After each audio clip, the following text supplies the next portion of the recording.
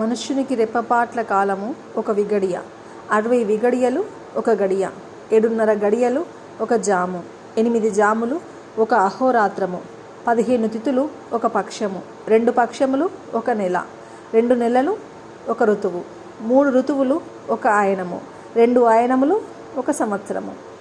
ఒక మనుష్య మాసము పితృదేవతలకు ఒక అహోరాత్రము, అందులో శుక్లపక్షములు పగలుగాను కృష్ణపక్షము రాత్రిగాను ఉంటుంది. ఒక మనుష్య సంవత్సరము దేవతలకు ఒక అహోరాత్రము, అందు ఉత్తరాయణము పగలు దక్షిణాయనము రాత్రి.